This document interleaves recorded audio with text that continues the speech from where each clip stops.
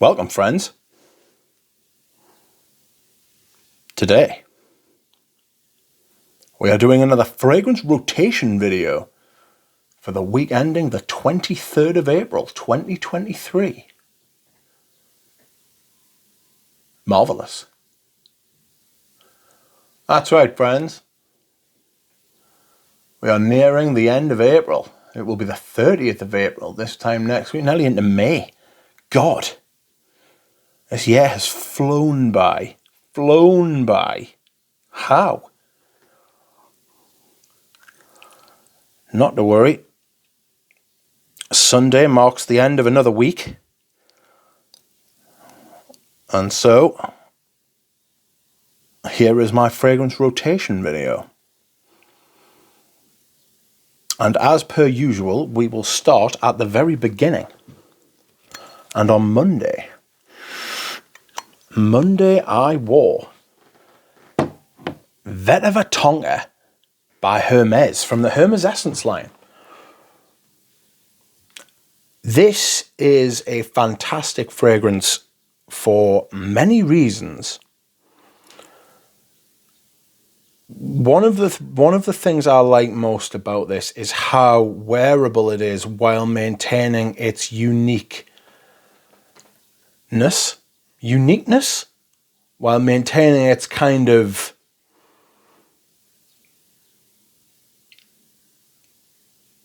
nicheness. I'm just making up words here, but I'll go with it. I'll allow it. You could probably wear this any time and it would smell good. I like to wear it in the spring and in the autumn. And it's that kind of fragrance. It's green, but also brown. It's got exactly what it says on the tin. It's vetiver and tonka, but it's joined by this hazelnut note, which bridges the gap between the two very cleverly. To me, this is Elinarity's best. You know, he's made lots of other fragrances that people crow about. For me, this is him at his like kind of effortless, reductive best. The simplicity is probably the best word for it. It's very clever, very light touch, very lightly done. And this is something that will never smell bad.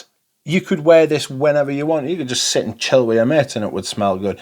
You could sit and wear it to the opera, it would smell good. You could do everything in between. You know? You could go to the football match, you could go to the museum, you could just sit at home on your own. It's fantastic. It's well made. I fucking love these bottles. These bottles are tremendous. They're so ergonomic. The 200 mils are a lot, you know. It's a lot of juice. But I got this at a really good deal. They're hard to find at discounters now, unfortunately. I paid about 180 quid for this, which is about what the 100 mils go for now. Absolute bargain. Bargain. I'll be reviewing this at some point, and I will enjoy reviewing it. It might not be the biggest review or the longest review, but it's one of those ones that you can just revel in its simplicity. For me, it feels like a 3-note perfume. There's obviously more going on. There's other stuff in there that plays a part, but it's a bit like Santal Majuscule in that you can revel in its simplicity and just how good it smells, how exalted each of those notes are. And the hazelnut, or nutmeg, it's a nut, it's some kind of nutty vibe, plays a huge role in that. Very cleverly done. Next is a fragrance which to me isn't altogether different from Vetiver Tonka, but you'll have to bear with us. And this is Creed's Himalaya. This is the most underrated of the Creeds, in my opinion. No one ever talks about this. It's fantastic. It's awesome. It was made by Pierre Baudin. Clearly, in my opinion, it was made by Pierre Baudin. It has a light citrus sort of blast at the top. It's an undefined citrus to me, you know? It's like all citrus. Like, imagine if you just like blended a few citruses well. If you blended them well at the top and they all matched and fit together, it's got this kind of lemony, bergamoty, juicy, fruity thing going on at the top. Beautiful. This is an older bottle. I actually backed it up because I don't know what the modern... Well, I do know what the modern formulation's like. It's actually suffered less than a lot of Creed's other modern formulations have. Its spine is this kind of woody, ambergris, musky thing that Creed is like known for. This is what used to be like the Creed DNA, like this sandalwood, ambergris, dry down thing. Sparkling, but soft and smooth at the same time, you know? Absolutely beautiful. Performance is huge in these older bottles. It's absolutely gorgeous. I love it. And it's an underappreciated Creed, in my opinion. Possibly wear this in the autumn as well. Possibly. Anyhow. Next up we have a designer classic. And a bottle I've put a bit of a dent in. Didn't realise I'd put as much of a dent in this as I have. But I have. And it is Paco Rabanne pour Homme. I love this shit. I absolutely love this shit. It's fantastic. It's one of the greatest designers ever made. Released in 1974, I want to say. But I've been wrong before. 73. 73. We'll go with that. This is lavender, rosemary, oak moss, tonka, honey, and maybe some kind of like wood in there as well, you know. Oh, it's glorious. It's so smooth. It is like one of the quintessential aromatic fougères that there are. I have various vintages of this. This is probably my second newest bottle, and it's still fantastic. The modern version isn't great. Like the one that's been released in the last 5, 6, 7 years, it isn't great. It's probably it is the worst of all the releases. But it was released at length. Do you know what I mean? It was released so widely, and it was so freely available. You can find vintage bottles of this for fucking not much more than the modern one on discounters. Contact eBay, search eBay, and ye shall find a brilliant fragrance. One of only, 2 designers on this list. Next is a niche. And there's a new perfume to my collection. Is a fruity little number. And this is the tremendous Enchanted Forest by the Vagabond Prince. The people who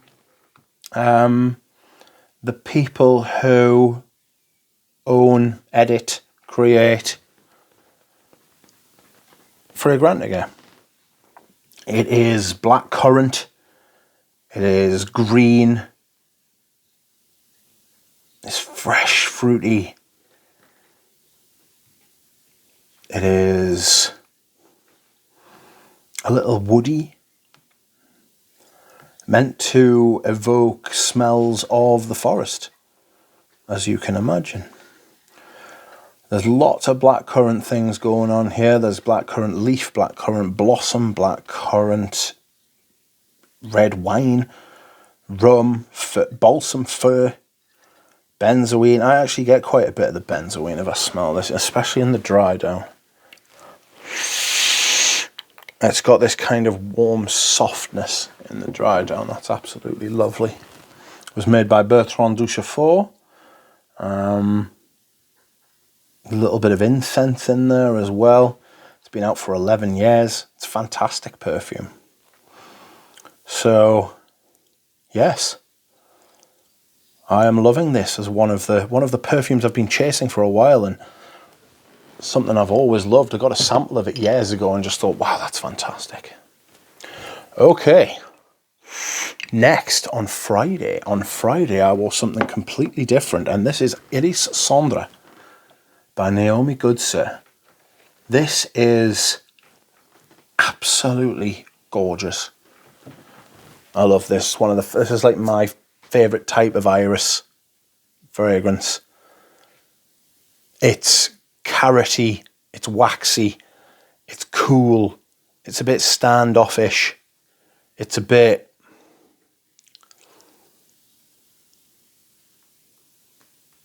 aloof, you know,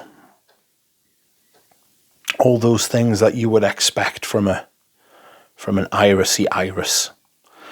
Smells very natural, which is a strange way of putting it, because obviously, like, the extract of iris is like anything but. It's processed like you wouldn't believe, but it smells like something that like could occur in nature. You know, it's not like doesn't grate like woody ambers do and stuff. It performs incredibly, especially for an iris. Lots of irises die away on me after the first hour or two, you know. Thinking of Iris Malacan specifically, but this has got a lot to back it up. Tobacco, labdanum, bit of incense, and there's like a violet kind of note in there as well, but not Parma violet.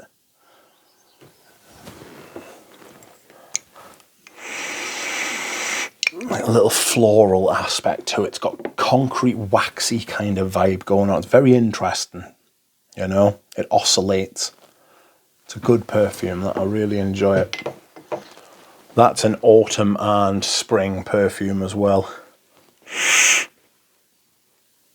Next we have another iris, but it's completely different. But it's also the same. Bear with us.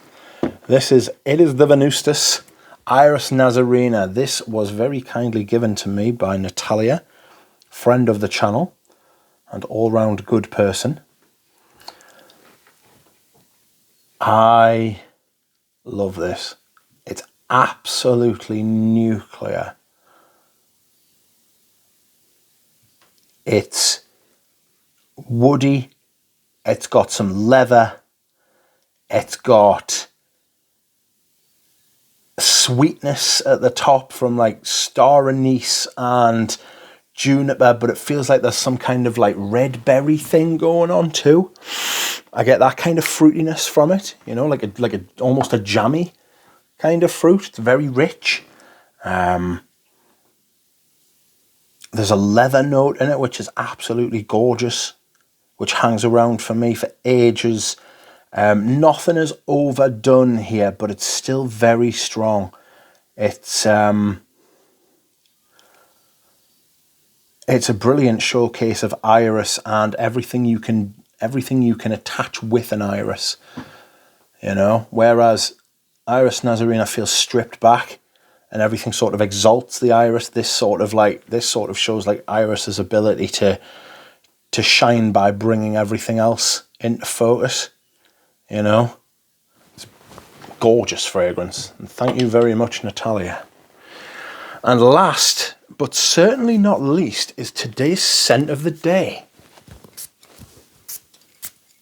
It's not very strong. It's subtle, but it's glorious. It really is an absolutely gorgeous fragrance, and I haven't worn it very much for the last year or two.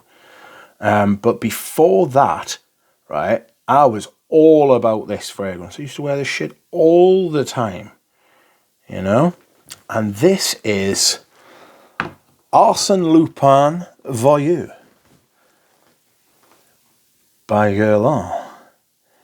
It was made in 2010, and allegedly the nose behind it is Jean-Paul Guerlain. Now, I don't know how I feel about that. For me, this is a high-end signature fragrance. You could wear this, again, you could wear this whenever. It's a bit like Vetiver Tonka like that. It's got this amazing sandalwood note in it. I don't know if it's real sandalwood, I don't know if it's synthetic sandalwood, and I don't care because of the way it's used. Excuse me whilst I hydrate. It's got this warm spiciness at the top, a little bit of greenness. There's some herbal quality to it.